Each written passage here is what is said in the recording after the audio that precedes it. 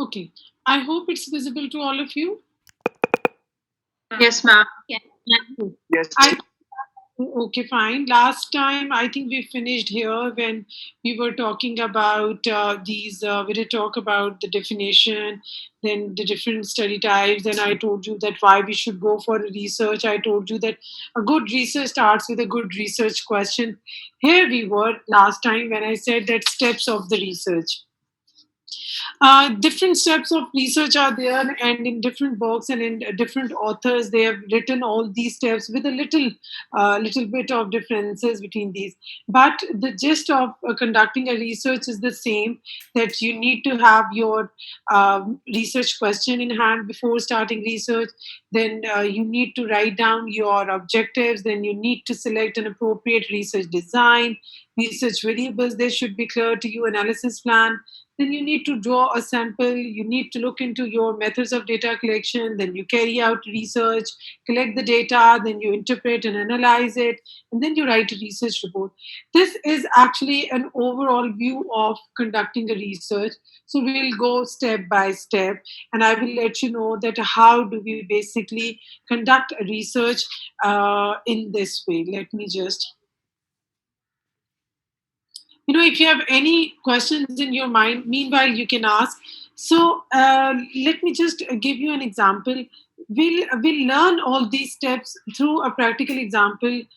Say for example, if you have in your question very simple that everyone can comprehend and understand it, that is, what is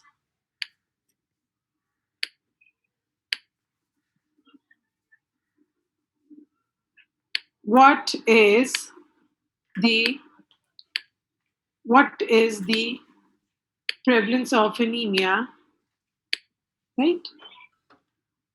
What is the prevalence of anemia in pregnant ladies, right? I'm just writing P for prevalence. What is the prevalence of anemia? There is something wrong with my cursor. Is the prevalence of anemia? For anemia, I'm just writing A, okay? Anemia in pregnant ladies. Now, this is a research question in your mind, right? I hope this is understandable. Everyone can comprehend that. Although it is a documented, this is just in pregnant ladies. So please, you are going to write down in total. So this is a question mark. So this is a question in our mind, right? I hope everyone is clear. What is the prevalence of anemia in pregnant ladies? Like if pregnant ladies are visiting any particular healthcare setting, so how many of them they are anemic actually, right? So if I ask you to convert this research question into a research title, so what do you think? What could be the research title for this research question? G, any one of you? Prevalence of anemia in pregnant lady in a defined population in which Yes. we are interested. No, the current population is pregnant ladies. We have identified our population. So you can always specify a setting. Like you can always say, this is a research question. So Ali has very rightly taken out the title of this research, that prevalence of anemia in pregnant ladies, say for example, visiting a tertiary healthcare facility in Rawalpindi, Islamabad. See, you can always write it down like this also. But just to take a start, if I just tell you that from this research question, very easily we can take out prevalence of anemia in pregnant ladies. Now, after taking out this is a question. We identified a title from this research question that I've just shared with you. Okay. Now, while reading this title, prevalence of anemia in pregnant ladies, what do you think? What could be the objective of this research? Objective is like, although we are going to talk about objective in detail, that what objectives are and how to write down, methodically, how to write down a nice objective. So, but right now, what objective is the purpose? That what is your intention to take out of this research? What do you want to get out of this research? So, what do you think? What could be ma'am इसके multiple हो सकते हैं ma'am इस research के intervention develop कर सकते हैं। जी बेटे, आप kindly tell me your good name. Who is telling presence of in pregnant lady? So this is our title. जी बोलो बेटे. जी अली, आप बता दो बेटे, आप क्या बोल रहे थे? मैम मैं ये बोल रहा था कि इसमें हमारे ऑब्जेक्टिव्स ये होते हैं कि हमने प्रेवलेंस के साथ हमने एक तो रीजंस फाइंड आउट करनी होती हैं कि रीजंस क्या हैं, ठीक है, और what is the gap in the antenatal care जिसकी वजह से ये या what is the gap what is जिसकी वजह से ये हो रहा है. अच्छा बेटे, हमारे ये तो see again we ma'am, coming back to the sorry. question that what are the gap. Okay, fine, because since we have not talked about how to write down the proper objectives, so it's okay. You are thinking on the right direction. That what could be the agenda or what could be the objective of conducting this particular research. But ma'am, You know, objectives, ma'am हम objectives association तो define कर सकते ma'am हैं. What objectives is तो the यही link होंगे ना कि between- मैम क्या हमने गोल अचीव करना है, बेसिकली हम क्या स्टडी Absolutely. से बेसिकली टेक आउट करना चाहते हैं, like what is the various तो मैम यही होगा कि Ma'am, मैम हमने interventions रिड्यूस भी- कैसे करना है अनीमिया इन प्रेग्नेंट लेडीज. जी जी. तो ma'am basically One- objective will be our objective will be how to reduce anemia in pregnant ladies, the prevalence of anemia in pregnant ladies. तो ma'am उसके लिए फिर हम हाँ, ये तो बेटे आपका गोल हो गया. जो भी आप बात करें, goal is something that in the long run that we want to achieve. ठीक We है really want to reduce this maternal mortality, and what could be the reason behind this high maternal mortality? That our ladies, they are malnourished, they are anemic, right? So this is the ultimate agenda. But objectives are basically the small steps Ma'am. that we need to achieve the bigger target. Okay, so ma'am this demographic और socio economic variations क्या हैं ये बिल्कुल among the pregnant yes, somebody population? Ma'am interventions plan करने के लिए population. Now these are all, they all come under your, it's good that you are coming Ma'am. up much complete. Ji interventions बेटे जब आप plan करते हो या this could be a way forward. You can always tell ji what could be the recommendations out of this research, or what particular things your research is going to target, and how your research is going to contribute towards the betterment of this particular population under study. Okay, so ji somebody Ma'am. else. जी ये शब्बीर साहब तो नहीं है? जी ma'am, Shabbir बात कर. कौन बात अच्छा कर रहे हैं? मैम, शब्बीर बात कर रहा हूँ. शब्बीर. जी प्लीज. अच्छा मैम, मेरे ख्याल में जो आपने क्वेश्चन या टाइटल जो हमें सामने रखा है, सबसे इम्पोर्टेंट तो ये कि ये जो हम करने जा रहे हैं प्रेवलेंस ऑफ एनीमिया, तो सबसे पहला तो ऑब्जेक्टिव है कि हम उसकी प्रेवलेंस की देख लें या रेशो देख लें. सबसे पहला तो ये कि और उससे हमें पता चलेगा कि इस रिसर्च का ऑब्जेक्टिव ये कि उससे हमें पता चलेगा सिचुएशन क्या है. Yes, this is Can what you I. hear me, ma'am? Yes, I can hear you very Okay. clearly. This is what I wanted to, and you arrived at that point. The first objective, remember, your title and your objective. The first objective, they are the mirror images of each other. When we say the mirror images, that this means that they are exactly the same. But what is the difference? While writing objective, we take a start with the action verb. Which action we are going to take. So you are absolutely right. Our first objective would be to determine the prevalence of anemia in pregnant ladies visiting a tertiary healthcare facility, Rawalpindi, Islamabad. This would be our first objective. Whatever your title is, you just need to put an action verb in front of that, and that will be your first objective, right? Now, the second, as all of you told me, like Mariam, Aruj, Ali, they all were telling me that we really need to dig out the factors behind this anemia, or we really need to look for the associations. So we can always look for to determine the association of anemia in pregnant ladies with their socio-demographics. What are the factors that could be associated with anemia in pregnant ladies? Why they are anemic, right? Malnutrition. Gee, but absolutely malnutrition. You can always look into their nutritional status. You can always look into their parity status. You can always look into Ma'am, the the age gap, the Yes. gap between the pregnancies. Yes. But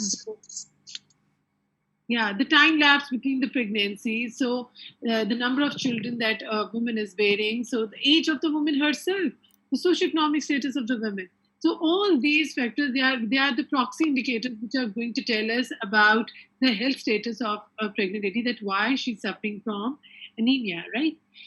All right. So see how nicely everything is linked with each other. If you have designed, if you have taken out a nice research question, you can very easily take out your research title from that. And if you have written a nice research title, you can very easily take out objectives of your research, isn't it? This is so simple. And this is how, inshallah, we'll try to make our researches simpler also.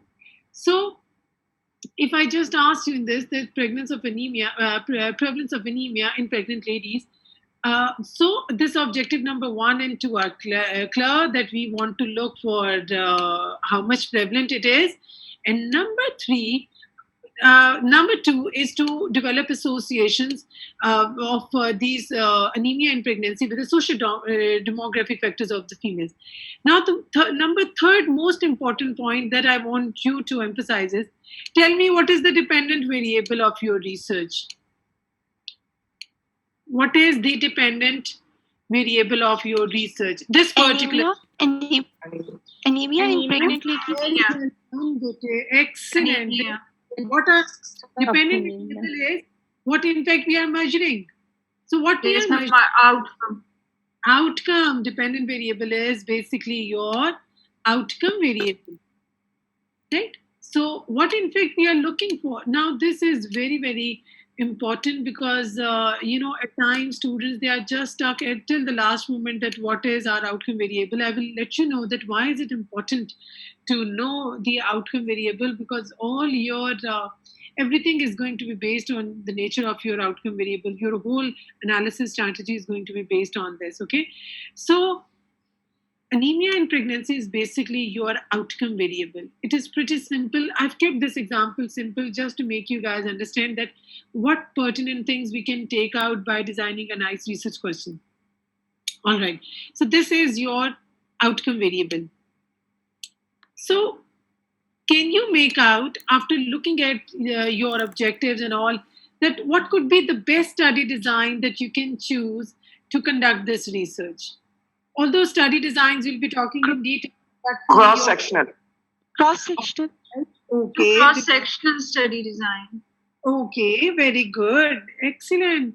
This is Because we're looking for prevalence, ma'am. very well done, Mariam Bete. Excellent. So we can have what kind of study design? Cross-sectional study design, right? So this is the best fit study design for this particular research. So if I just asked you that, since you have done your analysis, what do you think, what will be your analysis strategy for this particular research? What? Ji, you have said that this is going to be a cross-sectional study, right?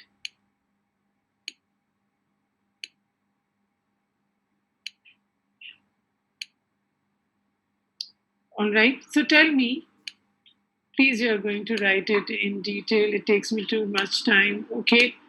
So what is going to be your analysis strategy, please? All of you, Strategy. tell me one by one. Strategy क्या मतलब? जी ma'am सबसे पहले इसका descriptive analysis करेंगे हम अपने सब variables का. Very good, Bete. Who is this? Kindly tell me your name. Sadaf Javed. Absolutely, Bete. Brilliant. Descriptive. So what basically you want to tell in descriptive analysis? आप क्या बताओगे? Ma'am, the overall summary. Ma'am overall summary होगी mean, median, mode और normality, ये चीजें बताएंगे. Standard deviation.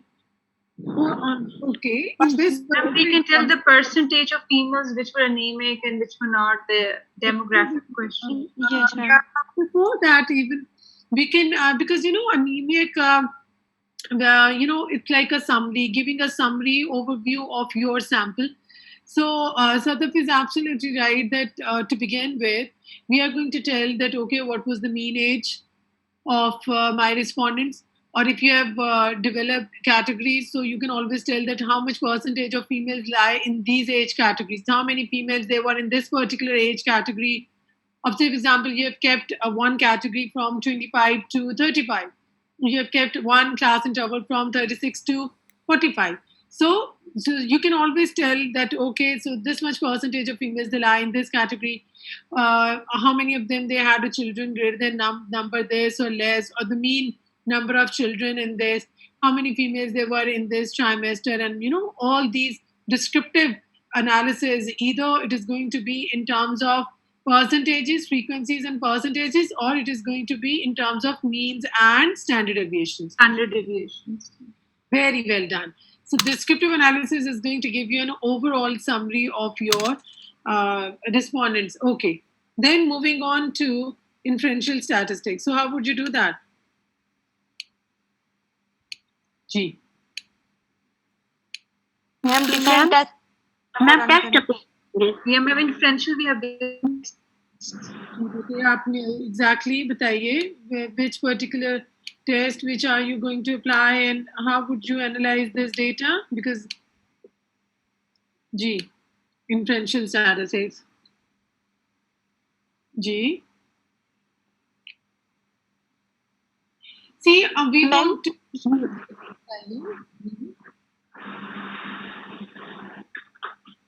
जी जी ma'am इसमें भी डिपेंड करेगा कि हमने अपने आउटकम वेरिएबल को कैटेगोरिकल रखा है या उसको कंटिन्यूअस रखा है। अगर उसको कैटेगोरिकल रखा है तो फिर हम काई स्क्वायर लगाएंगे उसके एसोसिएशन वगैरह फाइंड करने के लिए। ठीक है, okay, but what this prevalence is what बेटे? Prevalence is what? Prevalence is proportions or percentages? Yes, ma'am. Continuous रखने की तो ओवरऑल नंबर। या ठीक है, हाँ बताइए, you are right ma'am. Overall number of जो डिजीज पर्सन्स होते हैं वो प्रेवलेंस होता है। हाँ जी बिल्कुल, like we are going how prevalence is in the form of a proportion of percentages. So this means that you are going to see that how many of them they are pregnant or they are non-pregnant. Or chi-square, absolutely, we are going to look for the chi-square. So how would we apply that test? So for chi-square, so our data needs to be in which form? Categorical. Both categorical, ma'am. Independent. Yes, it has to be categorical. Since outcome variable is categorical, we have seen that either anemia is there or anemia is not there. So, chi-square test of independence or chi-square test of association. Chi-square test of independence you will apply? Huh? Or goodness of it? Ma'am, if it is normally distributed, if its normality is being assessed, right, then we will go for parametric test. But we have kept, we are not checking its normality since we have kept it categorical. It's prevalence, right? Yes, ma'am. Yes, ma'am. Yeah. So that's why we are moving on to chi-square test. So in a 2x2 format, we need to take our, data analysis done, isn't it? chi-square कैसे लगता है बेटे? उसमें आपके rows और columns ही होते हैं ना?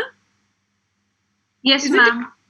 This is yes, how. ma'am. So what are you going to write down on the top? What are you going to write down over here? Because obviously you'll be telling SPSS that put this variable into the columns and put this variable into the row. So what are we going to write down here? Pregnant? जी बताइए. Yes. See, now practically you are doing this research and now you have got the data. So how are we going to enter that data? We have created a code book. You have started entering. You have started defining your variables, right? So now it's the time for analysis. you have done with your descriptive analysis, and now you have turned to inferential analysis.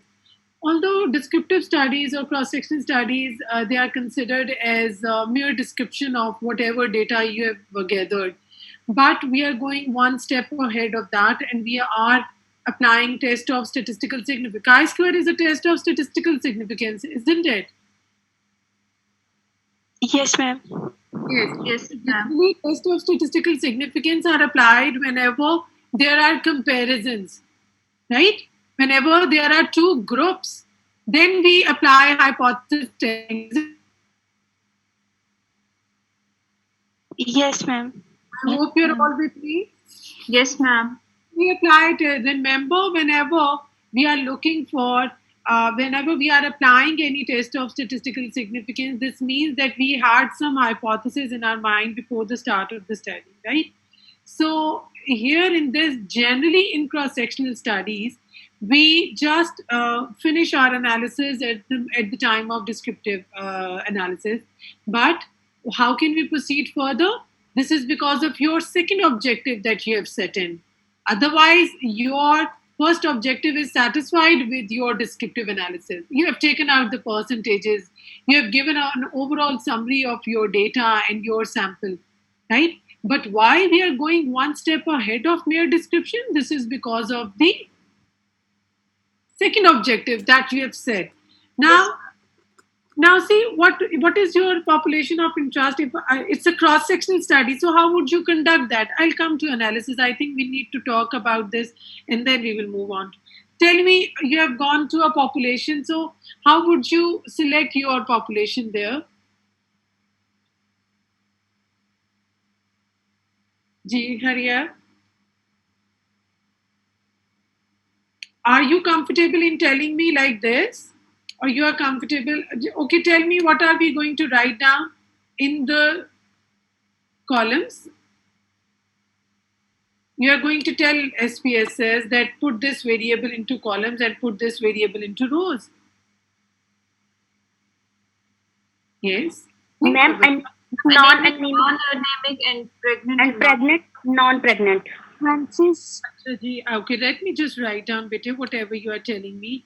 Pregnant and, okay, non-pregnant.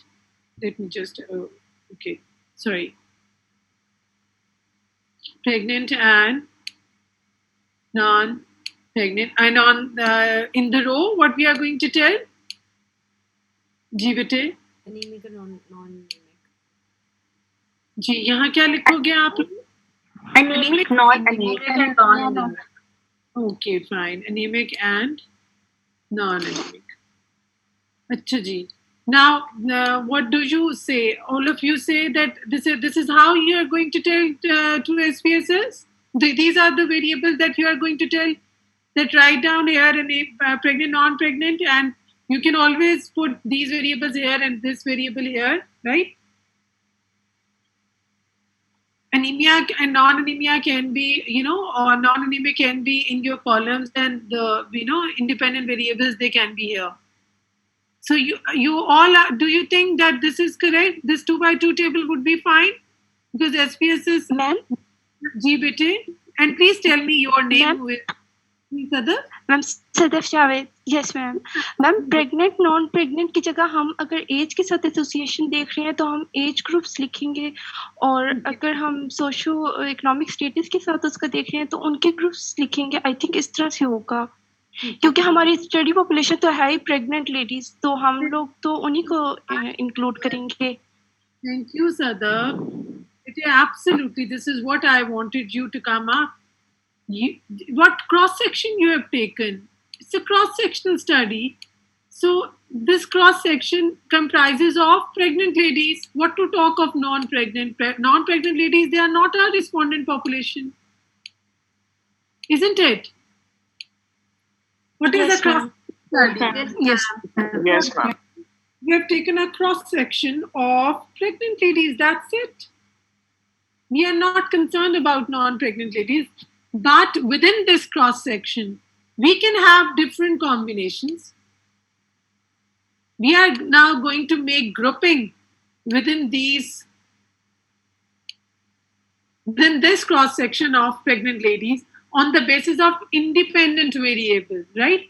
Say, for example, in this chunk of population, you have set a category of age limit. Say, for example, females lesser than, say, for example, we have just created two categories: less than 35 years and greater than. This is one variable that you have kept, okay?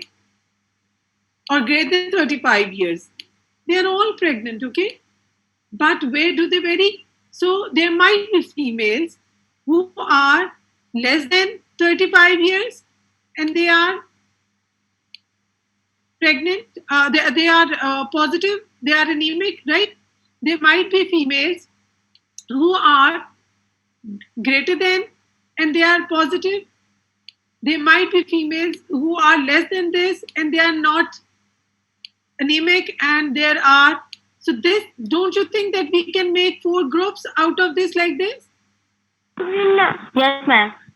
So now let's put this in our 2 by 2 table.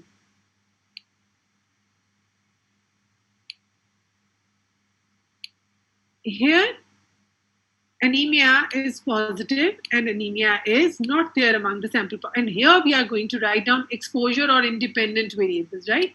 Independent variables one by one. Say, for example, here if we have written greater than 35 years, age is our independent variable that we have taken. And here age is less than 35 years. Say, for example, if this is our exposure variable. We have an assumption that probably elderly females, they are having more anemia as compared to non-anemic. So here again, we can always write down our number that how many females, those who are more than 35 years of age and they are anemic, and how many of these females, they are more than, but yet they are non-anemic, and how many females who are less than 35, they are anemic, and how many of females, they are less than 35, but they are non-anemic. So isn't it nice? Now you can always create a 2 by 2 table. Then parity. So you can always make a cutoff here again. Females who are having children, 3 children or greater than 3 children or 1 to 3 children, you can always make categories out of it. Similarly, educated and uneducated. Absolutely, Bete, absolutely. That is again one of the proxy indicator that tells us. So you can always look into their nutritional status also. You can always, look into the household. Obviously, that comes in socioeconomic status because it's the husband's earning that you are going to focus on. So all these factors, you can always look into the number of abortions or the terminations, pregnancy terminations, and the age at marriage. So there are multiple independent factors that you can identify from your literature search, and you can add up in your research. So this is how you are going to do your analysis. Chi-square test of statistical significance is going to be applied for this second objective. So whenever you have to look for the associations between dependent variable and different independent variables, we need to go to we need to go to inferential statistics. A test of statistical significance needs to be applied to identify these associations. Okay, so this is how it's a cross-section study. So they are in cross-section study about pregnant ladies. So we need not to cater non-pregnant ladies. So that is the reason, because I was expecting that probably some of you will tell me that the best study design could be even the case control study design. Okay, so how can we even if we have to choose a case control study design, so how can we proceed for a case control study design? There we'll have to look for the factors behind anemia in pregnant ladies. So what we can always take pregnant ladies who are having anemia, right? They are anemic, and you can always take another group of pregnant ladies who are non-anemic, right? And you can always ask them through their history. You can follow, from your questionnaire, and by looking at their antenatal cards and visits and their medical history, you can always dig out the factors that what could be the factors that they were exposed to anemia, and what were the factors that they didn't suffer from anemia in their pregnancy, right? So there could be all these factors that it might be the age, it might be the parity, it might be the nutritional status, socioeconomic. So this could be another study design that you could perform or that you could apply on your study. And then our analysis strategy would again be the same. You are going to apply a chi-square test on your case control study design also. Okay. What else you can get from your analysis? G. We have got p values, right? What else?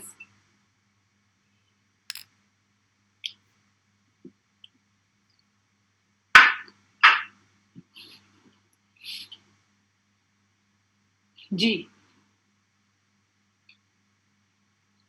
What else we can find out?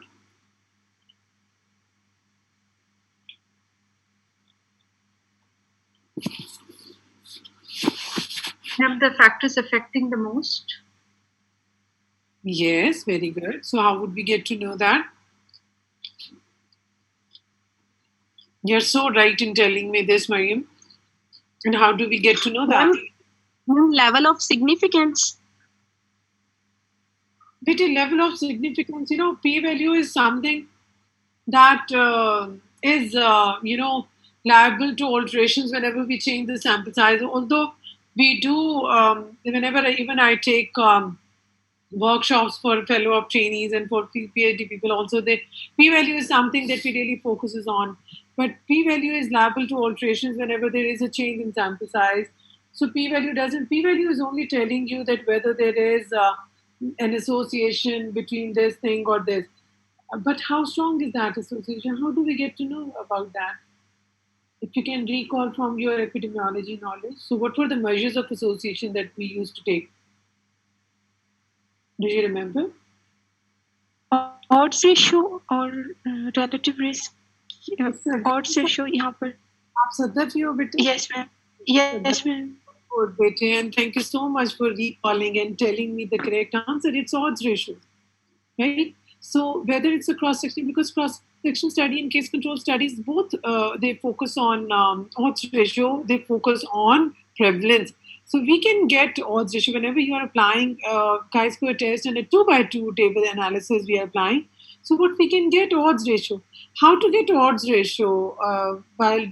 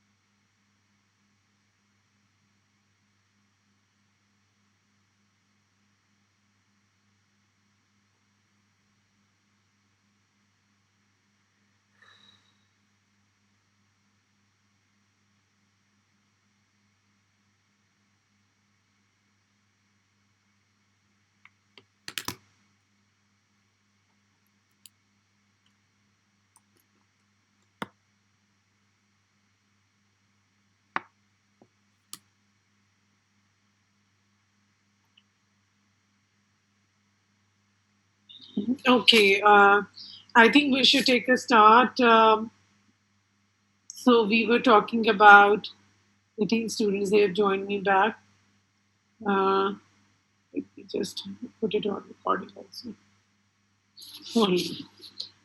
We were talking about analysis, right? So that you're absolutely right, Betty, that we are going to calculate odds ratio. So how do we do that? G? Ma'am, odds of cases having exposure. Yes. But in SPSS, how do we do that? How would you get that odds ratio? I'm sure you must have done in your SPSS. No ma'am ये नहीं किया. अच्छा, No, नहीं ma'am, बेटे? we have not done odd ratio. Okay. Ma'am ये नहीं किया हमने. अच्छा, चलो ला, I will tell you, and the moment I will tell you, you'll be surprised that it's there. It's a tab that is present. There are two ways of getting your chi-square done. One is that straight away you go to analyze, and then you go to descriptives, and there is an option of cross tab over there. Yes, Isn't there? ma'am. Cross There is tab. a lot. Yes Yes. ma'am. Either you can go to that cross tab and you go to options and you just give a command that you want chi-square, and then in the bottom of that chi-square there are other options also. There is a see, there is a little box, and in front of that box it's written risk, right? It's written risk. That risk is basically, and if you just highlight that box, this is basically your odds ratio. The way, Sadaf said that what are the odds or what are the risk of having this particular disease with this particular outcome. So this is basically your odds ratio. So this you can apply whenever you are doing cross tab and you want your chi-square, or there is another option when you go to analyze. There are multiple options, and under those options we have non-parametric test option, isn't it? Non-parametric test.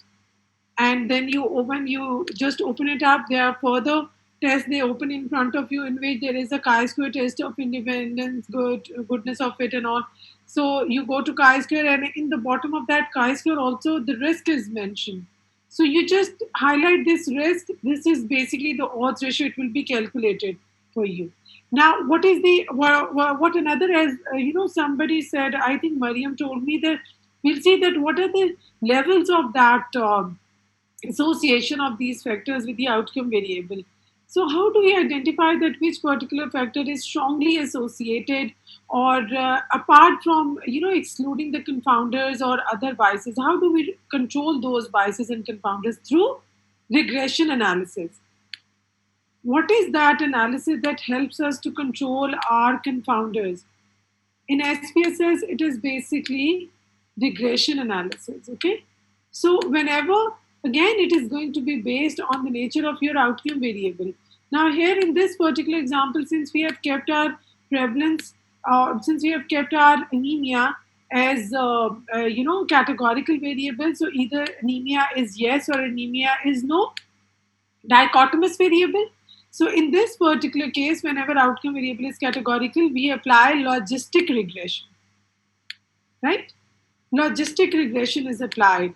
Now, what happens in this logistic regression is that not only you get your odds ratios, you get your confidence intervals also, and the p-values, they are also calculated, and there is a Wald statistic that appears. It's a variant of chi-square basically, and that is the statistical value that is calculated here.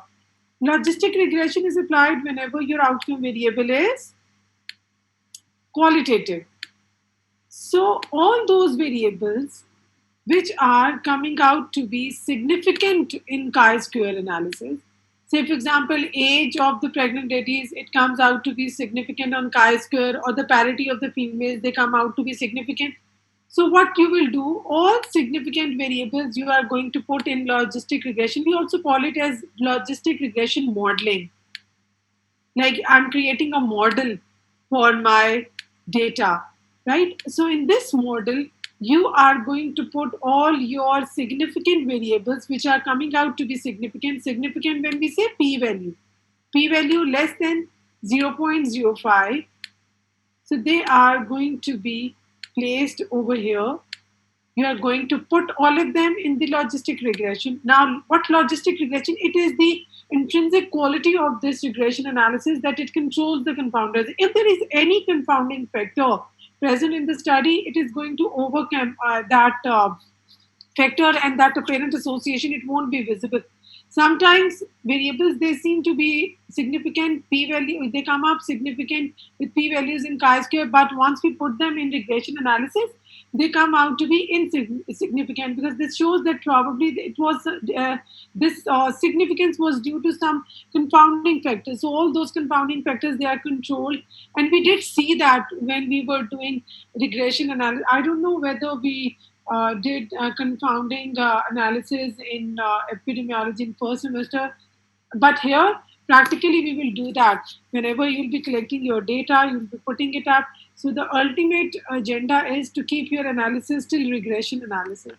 So if it is a categorical variable, we go to logistic regression analysis.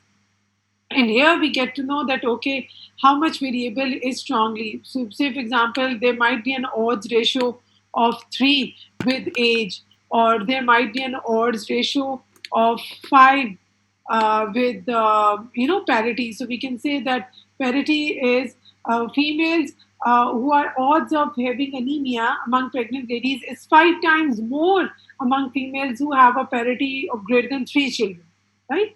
Or similarly, we can say that odds of having anemia in pregnant ladies is 3 times more in age group of greater than 35 years of age. So this is how we get to know that, okay, which particular factor is most strongly associated with this outcome variable anemia.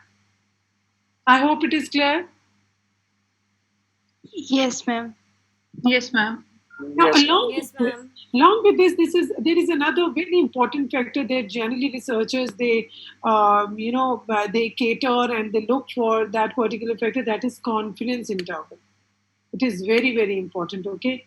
Now, whenever you have to code p-values, whenever you have to look for odds ratios, we need to link all 3 of them, right? At times, p-value is coming out to be less than 0.05, but your confidence interval is, say, for example, let me just give you. Okay, if it is ranging from 0.91 to, it's ranging from, say, for example, 3.57. Okay, or if at times we have a confidence interval that moves on from minus 1.5 to even if I write down 1.98. Now, in this particular situation, if you get any such confidence interval, what is the most important thing? Or at times we have confidence interval that is 2.3 to, say, for example, 5.4. So, what is the most, whenever I used to take session in class, I used to ask few candy questions from my students. So this is a kind of a candy question. So anyone who is going to give me an answer, actually he or she deserves to have a candy from my side. But now I can only give you virtual candies if you answer me, correctly. So who will tell me? Yes, any one of you? How many students? Okay, there are just 16 candidates with me. Ma'am, can you repeat the question, please? Okay, what do you comprehend from this confidence interval? You have been calculating confidence interval, right? So we know that it is an interval that tells us there is a minimum value and the maximum value is there. So our mean value is most likely to be present between these two ranges that we have. So what idea did you get from these? Or even if I just remove this one, just focus into these two confidence intervals that I've written. Can you appreciate anything out of, and say, for example, here our p-value is less than, right, 0.05. 0.05 or 0.01, like it is less than 0. And here again p-value is less than 0.01 g. So which particular set of data do you think is going to be more reliable? It's going to be a more reliable result. G, any one of you? I'm sure someone from you is going to pick it up. Hurry up.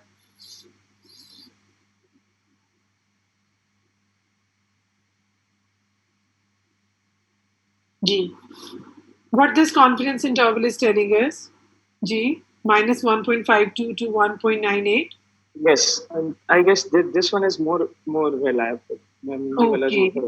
Okay, Ali. Why did you think so? Ma'am इसकी जो value है minus से range करके ऊपर जा रही है और इसी पे हमारी वैल्यू लाया करेगी. All right. Okay. So Ma'am, you think that this is going to be more reliable. Ma'am, So basically how many ये, of you say that this one is better or this one is better? Ali has given his choice. Ali says that since it is ranging from minus to positive, so there is a likelihood that we can get our mean value between these two. Dear Roj, you wanted to say something with it? Ma'am I just wanted to add कि ma'am इसमें negative association से लेके हम positive association तक देख सकते हैं. ठीक है बेटे. ओके. तो इसलिए मैम जी. मेरे लिए भी ये जो 1.52 है माइनस से ये थोड़ा बेटर है. ओके. जी बेटे, आप बताओ सदफ, आप क्या कहते हो? मरियम, आमिर, आप बेटे और भी जो बच्चे हैं, because I can't see the participant list here. तो जी मैम आई गेस पॉजिटिव वाला जिसमें दोनों पॉजिटिव साइन है ये वाला ठीक होगा ज्यादा.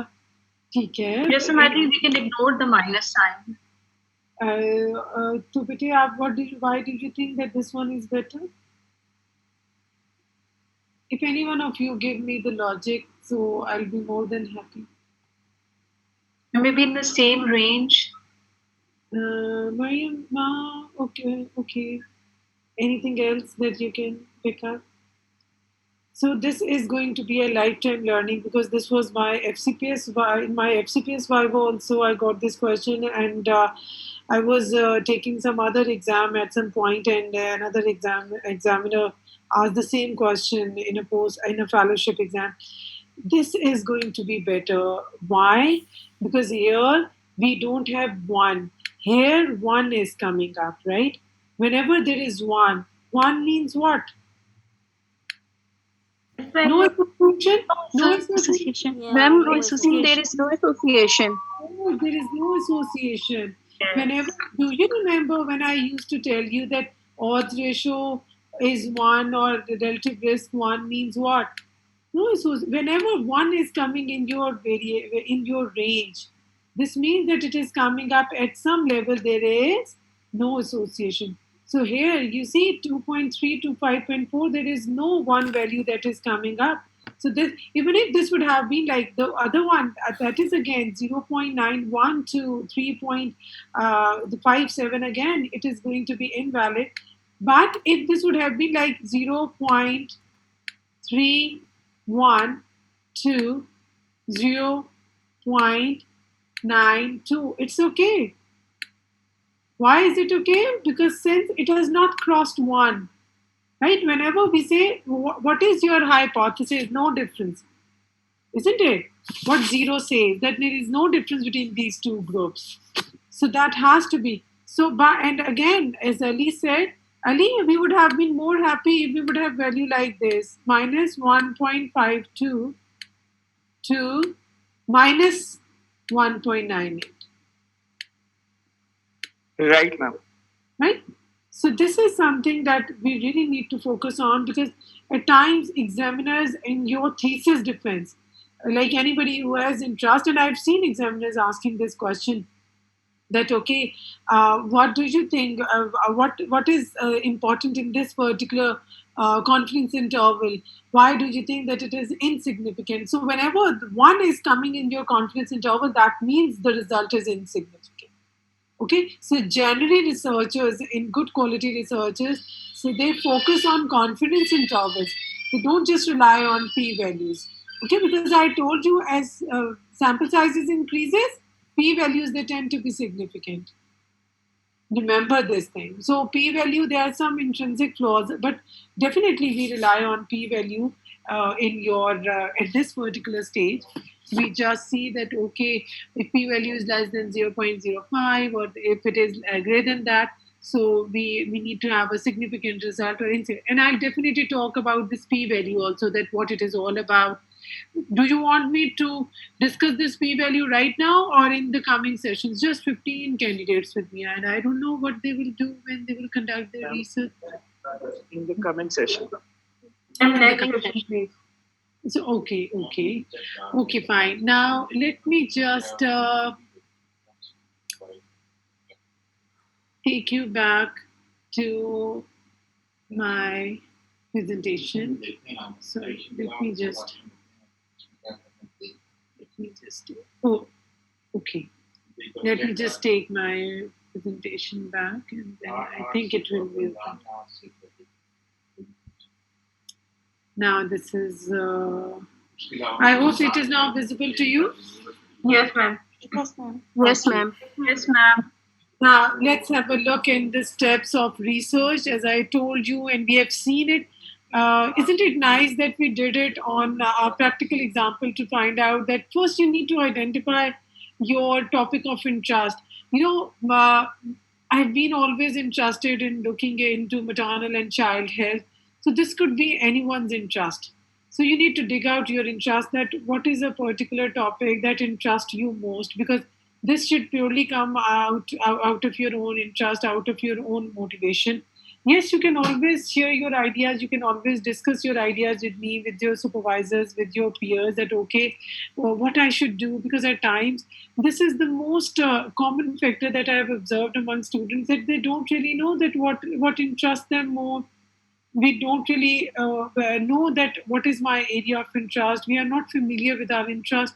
So the best thing is that we go for literature search, and we identify, we start reading, and we try to find out that okay, which particular topics are there. And I'll be sharing with you topics, and all the previous researches which our students they have conducted, they are also available in our library. So you can always go there, you can sit and have a look, and you can always take out some variant of that research. Not exactly you are going to copy that research, because the researches that we are going to take out, they are applied researches. Okay, so there are two types of researches. One is basic research and the other is applied research.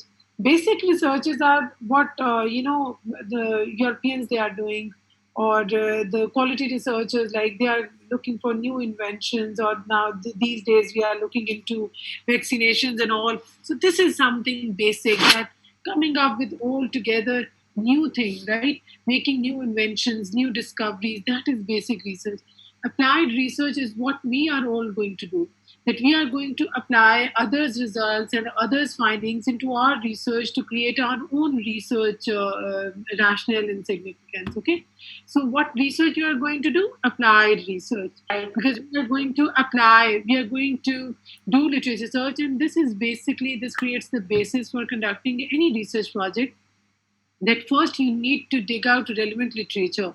You need to find out that okay, do I have plenty of literature available on this particular topic, and then we need to create some new aspect in it. Some novelty should be present, some newness should be present in that topic. So how do we get to know about that newness, and how do we search for that? So this we will definitely get to know.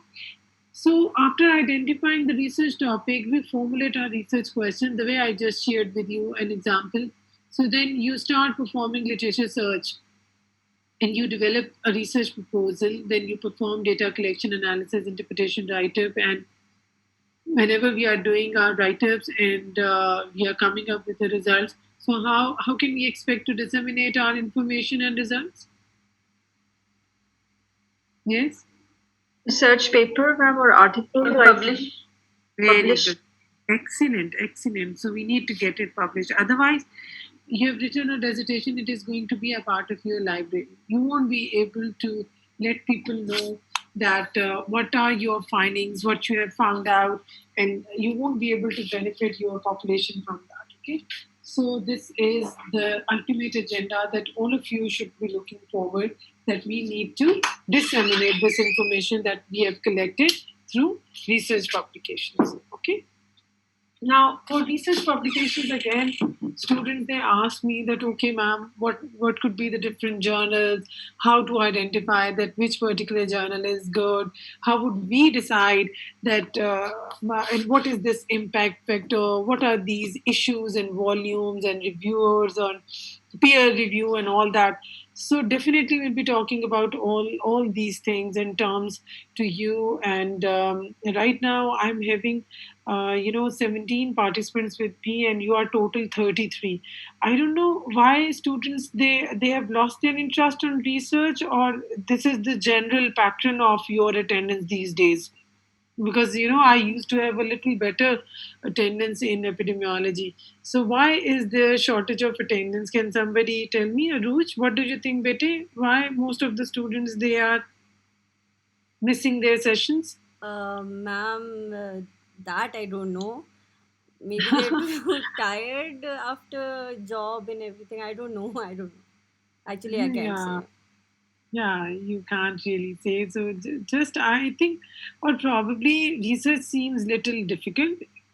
But if it is difficult, so we need to focus more on it.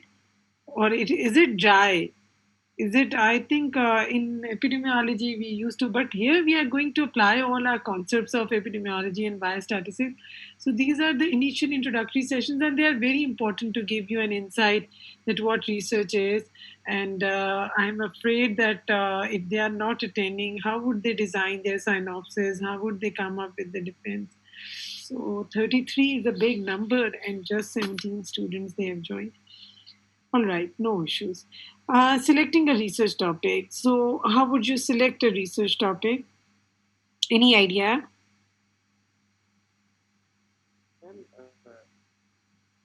जी अली जी जी पूछे Thank God you have asked me a question. I was missing your questions. Ji Ali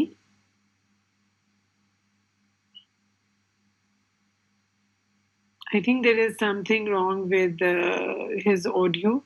I think we should look for our interest, anything which makes us more motivated or makes us more interested, any topic. The topic of your interest, absolutely. Yes. So, while selecting a research topic, so you need to be thorough on your direction should be clear, your interest should be clear, your And inner maybe have motivation. your background experiences or something which can link to well. Very good, excellent. Yeah, it might be your background incidences, or it might be your own background also. If you are a doctor, if you have done a house job in one particular specialty, or if you have interest. So, example, at times some people have interest in adolescent health. Some people have interest in social norms or behaviors. So, some people they might be having interest in maternal and child health. Some people might be having interest in geriatrics, elderly population. Some people they might be having interest in children issues, that okay, we have child labor, we have bagging, we have beggars and all. These are the real time issues. Some people might be having concerns, or they might be having interest with the learning disabilities among children. Some people might be interested in healthcare organizations, their culture, employee satisfaction, or somebody might be interested in the waste management.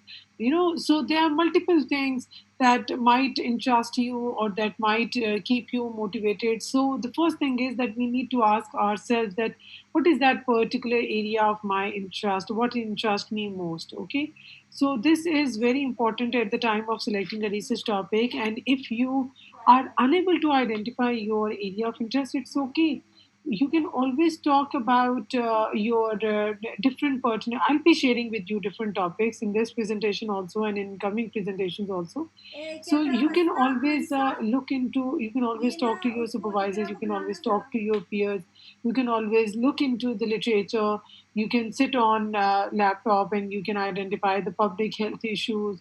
Or if you are looking for, say, for example, nowadays we used to talk about compliance towards polio vaccination or the factors behind failure in polio vaccination campaigns. Now we can always talk about COVID vaccination campaigns or our people's beliefs and attitudes towards COVID vaccination. That what do people perceive about that? Okay, so all these things, and you need to look for a time something that is in vogue, that is in fashion these days.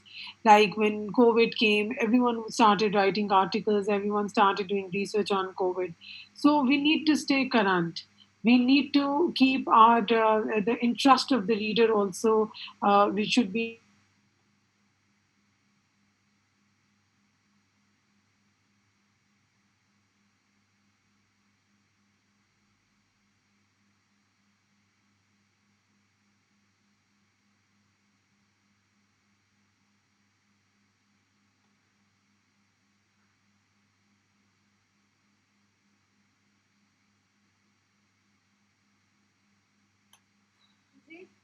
क्या वो laptop मुझे ला दो और मेरी please कामों में कर दूँ, मुझे बहुत पीन हो रही है।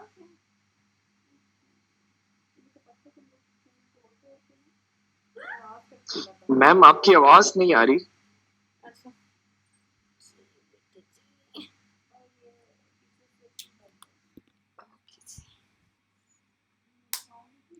डिस्कनेक्ट हो गया ना।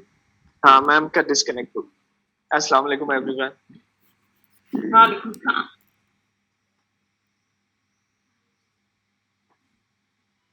गाइस मेरी आवाज कम आ रही है या सही है? सही आ रही है, ज्यादा आ रही है। अच्छा ठीक, कोई हाल नहीं, मेरी क्लास था।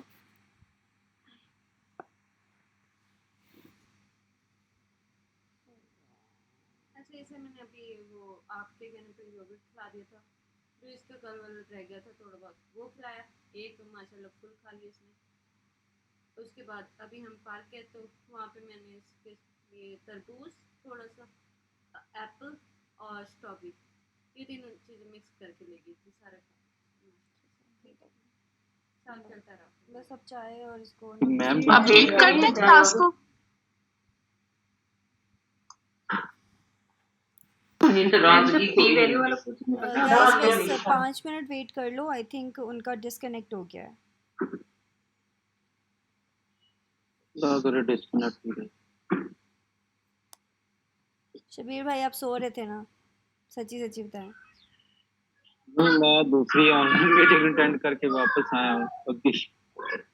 चलो ठीक है। ऑफिस के भी भाई रोजी रोटी का भी सवाल है ना। हाँ असी वेले क्या करें। पढ़ाया क्या मैम ने वैसे आज? इतना लंबा लेक्चर। मैं बताती हूँ ma'am.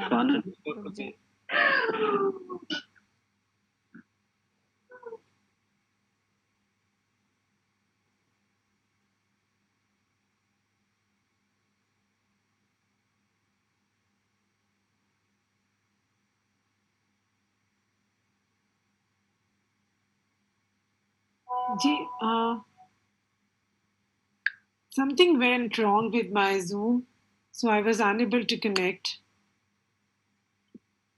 I'm sorry for this. No, ma'am, it's okay. It's okay. Okay, ma'am. Ma'am वो मेरा क्वेश्चन था कि मैम एक रिसर्च पेपर में और एक थीसिस में क्या डिफरेंस होता है मैम? हाँ बेटे देखो, जो thesis is a detailed document in which we have a word count of around 10,000, and in research article we need to just sum up all those key findings that we have taken out in dissertation into 2,500 words, into 25 to 3,000 words. So it varies from journal to journal. And apart from that, we have a detailed literature review chaptered in thesis, but it is not there in your research paper.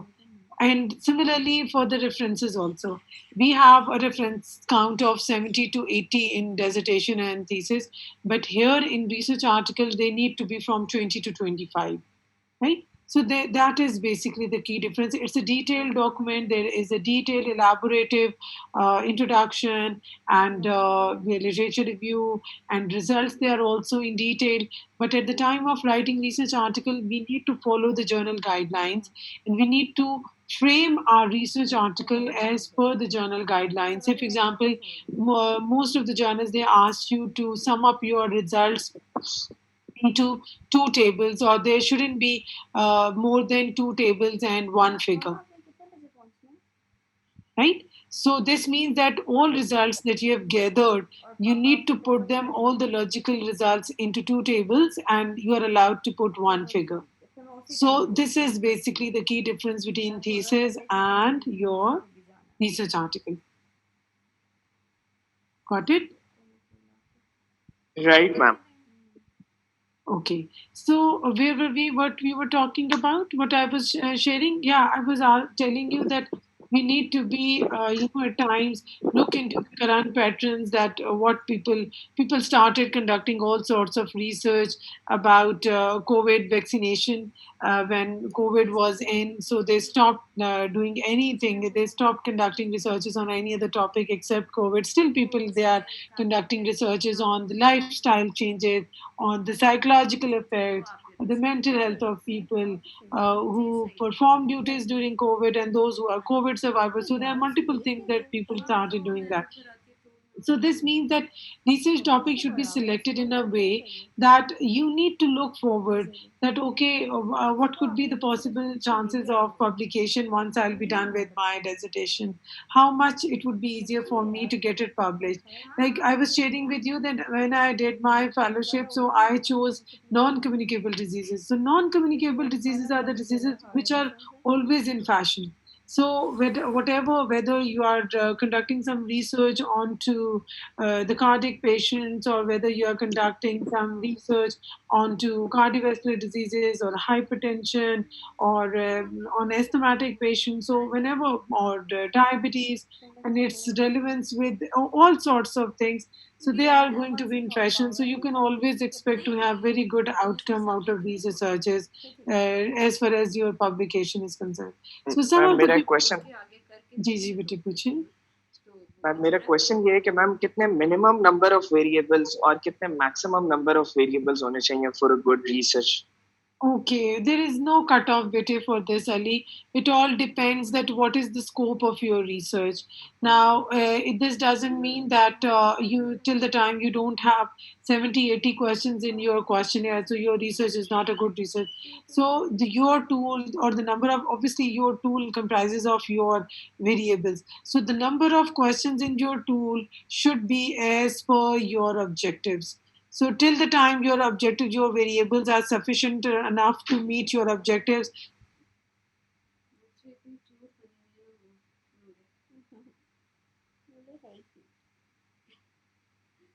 should be having 60 ma'am and 70, and only then my research would be considered as a good research. No, if you have 25 to 30 good research questions, questions in your tool, and they are going to, fulfill the purpose for your research, so that is okay. Hello. Right ma'am. Ji. I hope my voice is not distorted because I'm getting, notifications that poor signals on my side. I don't know why is it so. I hope I'm quite audible. Yes, ma'am. Yes, ma'am. Yes, ma'am. Yes, ma'am. Yes, ma'am. Okay, fine. Then I won't bother. Okay. Is it clear, Ali, that there is no hard and fast rule that this much number is the minimum that should be present? But definitely, if you think that I should be having just 5 to 10 questions and they'll serve the purpose, no. You need to have, say, for example, so at times students, they just put 5 questions for their knowledge, or they just take 5, 6 questions for the ma'am attitude आपकी and आवाज practices. काफी No, distort हो you रही need है. to have a good number of questions. Okay. Yeah, I've been checking connection. And ma'am एक और question था ma'am, sorry मैं questions. Please ask me as many questions as Ma'am, possible, Ali. Ma'am मुझे बताइएगा जो already established instruments हैं, जैसे ma'am हम जो के फेमस इंस्ट्रूमेंट्स किसी ने एस्टैब्लिश किए हैं रिसर्चर्स ने प्रीवियसली, और मैम हम उसे ma'am it's better to use them, या मैम इट्स बेटर कि हम अपने इंस्ट्रूमेंट्स क्रिएट कर लें ताकि हमारी रिसर्च के पॉइंट ऑफ व्यू से मैम क्या चीज बेहतर है? Very good, Ali. Very good question. See, I was about to come to this side, but there was something wrong with my voice, so I had to stop. You know, at times what happens that in CAP service that I was talking about, that you can't, at times, or most of the times, you have to design your own tool, right? You just look at your objectives and you then see that, okay, what could be the possible factors or variables that might affect the knowledge of the respondents or the attitude of the respondents, the practices of the respondents, right? But more at already validated tools which are tested and tried and they are present free of cost on internet. So it is best that if you can get a question. So if your research question is such that can be answered by making use of an already validated tool, that is wonderful. But whenever you are looking for whenever you are taking some tool, already validated tool, distortion है. so this Distortion. I cannot hear you, ma'am. Okay, there is something wrong on my side today. I don't know. This has been. Should I reconnect myself? What did you say? Yes, ma'am. 1 minute is left. Less than 1 minute. For this. For this Okay, meeting. let's join again, and let me just let me just put my device on charging, and let me just see what's wrong with it, and then we'll start from the same Ali's question. I'll be talking about the tool. Okay.